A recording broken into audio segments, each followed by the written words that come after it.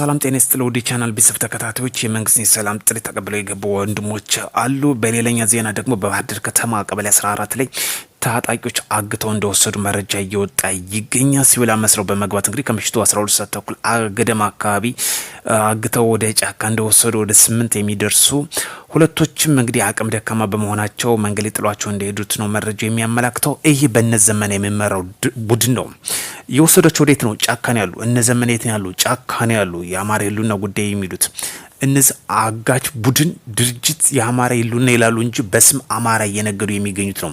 የሚታገቱ ሰዎች ወዴት የሚወሰዱት? ወደ ጫካ። የአማራ ነጻ አውጪ ቡድን የት ነው ያለ? ጫካ። ስለዚህ የእነሱ ተግባር መሆኑ በግልጽ የሚያሳይ ጉዳይ ነው። እነዘመነ የድሃን ምስኪንን እያሰቃዩ የሚገኙበት አልበቃቸው ወደ ገታ ይዞርበት ሁኔታ ነው። አመላካች መረጃ ነው። በግልጽ እና በግልጽ የአርሶ አደር በሬ ያርድ ይበላል። ዛሬ ደግሞ በግልጽ እገታ የተጀመረበት ሁኔታ ነው። ባለሀብትን እያሳደዱ ነው። ባለጸጋን እያሳደዱ የሚገኝበት ጉዳይ ነው። ይሄ እነሱ አያደርጉትም ትላላችሁ። አግተው የት ነው የሚወስዷቸው? እሺ የት ነው ቤተ መንግስት የሚያስቀምጧቸው? ወደ ጫካ እኮ ነው የሚወስዷቸው። የፋኖ ታጣቂ ቡድን የት ነው ያለ? ጫካ ነው ያለ። ስለዚህ በግልጽ የሚያሳይ ጉዳይ ነው። ይህም በአጽንኦት እናወግዛለን። የተወሰዱት እንግዲህ ባህር ዳር ከተማ ቀበሌ 14 ወደ አቡነ ሀራ ጫፍ መውጫ አካባቢ ነው። እሱ ጫፍ ስለሆነ ሀዘን ቦታ እንደቆዩ ነው የሚባለው። እንደውም እንደመረጃው ሲቪል መስለው በመግባት ነው ወደ 14 ቀበሌ 14 ተብሎ በሚታወቀው አቡነ ሀራ 8 ወስደው 2 እናቶች እንግዲህ አቅም ደካማ በመሆናቸው መንገድ ላይ እንደለቀቋቸውና 6ቶችን እዛዋቸው እንደተሰወሩ ነው የሚያመላክተው። እስካሁን ድረስ የተሰጠ ፍንጭ የለም። ይታገታ ይህን ያህል ብር ገልብጥ እየተባለበት የሚገኝ እጅግ አስነዋሪ ድርጊት፣ ይህን በአጽንኦት እናወግዛለን። ሌላኛው ጉዳይ እጅግ የሚገርም ነው። የሳምሪ እያለ ከሚጠራው የህወሓት የጥፋት ኃይል ጋር በሱዳን ድንበር አዋሴ ሸረሪና ተብሎ በሚጠራው አካባቢ ታጥቆ ሲንቀሳቀሱ የነበሩት ኃይሎችን ለመከላከያ ሰራዊት እጃቸውን ሰጠዋል ማለት ነው። እዚህ ጋር አንድ ነገር ካነሳን አይቀር የሳምሪ ቡድን በሱዳን ደንብ መሽጎ የነበረ ነው። በተለይ አልቡርሃን ጋር የሚሰራው ህወሓት አሁን ጥሩ እንቅስቃሴ ጀምሯል። ሱዳን ለሁለት አሁን ተከፍሎ ይገኛል። በጀነራል አምደሃን ደጋሉ የሚመራና በአልቡርሃን የሚመራው ለሁለት ክንፍ ዞ የሚንቀሳቀስ ነው። ጀነራል አምደሃን ደጋሉ በድሮን የካበተ አቅም ያለው ነው።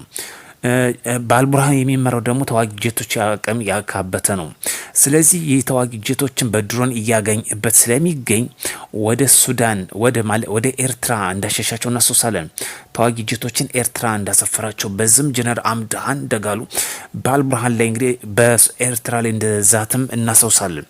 ስለዚህ አልቡርሃን የህወሓትን የሚደግፍ አቋም እንደነበር ይተመለከታል። አሁን ግን የውስጥ ጉዳይ ካቅሙ በላይ የሄደበት ስለሆነ የሳምሪ ታጣቂ ቡድን የሚደግፈውን ወደ ጎን እየተው ይገኛል። ለዚህም ደግሞ እየፈረሱ ይገኛሉ። ይህ የህወሓት ታጣቂ ሳምሪ ቡድን ተብሎ የሚታወቀው አሁንም በእነዚህ ታጣቂዎች የመንግስት ሰላም ጥሪ ተቀብለው ለመከላከያ ሰራዊት እጃቸውን ሰጠዋል።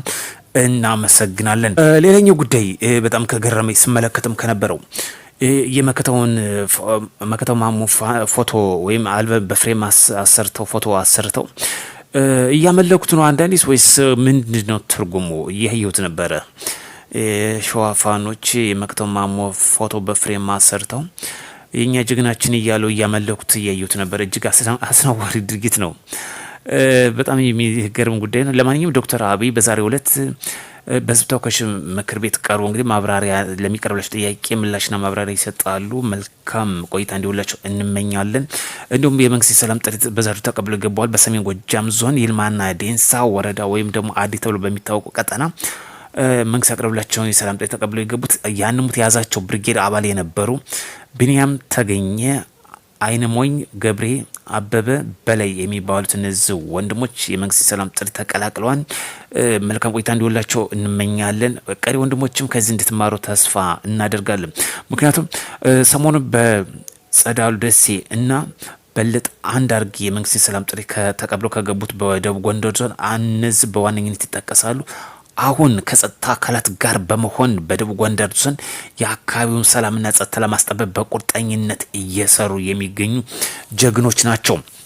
እነዚህ በርካታ ብርጌዶችን አስከትለው የመንግስት የሰላም ጥሪ ተቀብለው የገቡ ጀግኖች ናቸው። አሁን ደግሞ የአካባቢውን ሰላም ለማስጠበቅ በቁርጠኝነት አብረው ከጸጥታ አካላት ጋር እየሰሩ የሚገኙ ናቸው።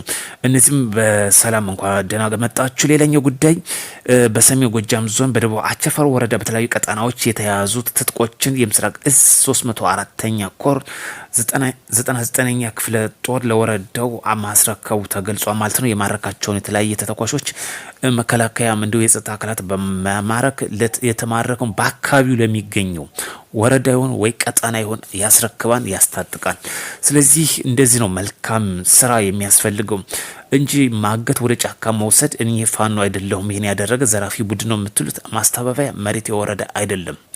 ከከተማ ይታገታል፣ ጫካ ይገባል። ጫካ ማን ያለ? ፋኖን ያለ። ይሄ በግልጽ የሚሰመርበት ጉዳይ ነው። ስለዚህ ይህ ማደናገሪያ እንትናችሁ መሬት የወረደ አለመሆኑን የሚያመላክት ጉዳይ ነው። ሌላኛው መረጃ በደሴ እንግዲህ ፖሊስ በተለያየ ቀጠና የማጭበርበር ወንጀል ሲሰሩ የነበሩትን በቁጥጥር ስር ማዋሉ ተገልጿል። በደሴ ከተማ የሚገኝ ፖሊስ ጣቢያ እንግዲህ በተለያየ ቀጠና የማደናገሪያ ዘረፋ የተሰማሩትን ለህግ ማቅረባቸው ተገልጿል ማለት ነው። ይህንም በእጅጉ እናመሰግናል። እነዚህ ሁሉ ለወንብድና ይዳረጉ ስራ ፈትና ስራ አጥ ያደረጋችሁ እናንተ የአማራ የሉና ጉዳይ እያላችሁ በሶሻል ሚዲያ ምጮት ናችሁ። ስለዚህ እነ ዘመነ በግልጽ የሚያሳዩት ጉዳይ በግልጽ የሚያሳዩት እነሱ ቢሮ ተቀምጠው እነዛ አንድ ጎጆ ቤት ተቀምጠው ይዘረፋን ጫካ ይገባን ይዘረፋን ጫካ ይገባን፣ መኪና ይታገታን፣ መኪና ይቃጠላል፣ መንገድ ይዘጋን፣ መሰረተ ልማት ይደናቀፋን። ይሄ ነው ወይ አማራ ነጻ የሚወጣው? እንደዚህ ነው ወይ አማራ ነጻ የሚወጣው? መቼና መቼ 4 ኪሎ እንደምንገባ አናውቅም። ያለ መሪ ወዳጀነ በአንድ በ3 ቀን እንገባለን የሚለው ተስፋ ቆርጠሃል። ስለዚህ እድሜህን ባራዘም ቁጥር የክልሉ ኢኮኖሚ እየወደመ ነው የሚሄደው። ይሄ በቃ ግልጽ ነው። የአማራን የእድገት ስልጣኔ ወደ ኋላ እየጎተታችሁት ነው። እንደገና ወደ ኋላ ወደ 10 ዓመት ወደ 15 ዓመት እየመለሳችሁት ነው። ስለዚህ ተማሩ፣ ሰልጥኑ። የሚያስፈልጉ ይሄን ነው። መሰልጠን ያስፈልጋችኋል። የተማረ ኃይል ነው ሀገር የሚለውጥ። እናንተ ትምህርት ጠል ትምህርት ቤትን የዘጋችሁ ናችሁ። ስለዚህ የአማራን ኢኮኖሚ ወደ ኋላ አትጎትቱት፣ ወደ ኋላ አታስቀሩት። ከዓለም ከስልጣኔ አትገንጥሉት። በቃ ከዓለም ከስልጣኔ እየገነጠሉት ያለበት ሁኔታ ነው። ይህን ደግሞ በግልጽ እየተመለከተ ነው የሚገኘው። ውድ ቻናል ቤተሰቦች አዲስ ሲሆናችሁ ሰብስክራይብ፣ ቤተሰብ ሆናችሁ ላይክ በማድረግ ተጠብቁን ዘንድ በሌላ መረጃ እስክንገናኝ መልካም ቆይታ እንዲሆንላችሁ ከወዲሁ ተመኘው።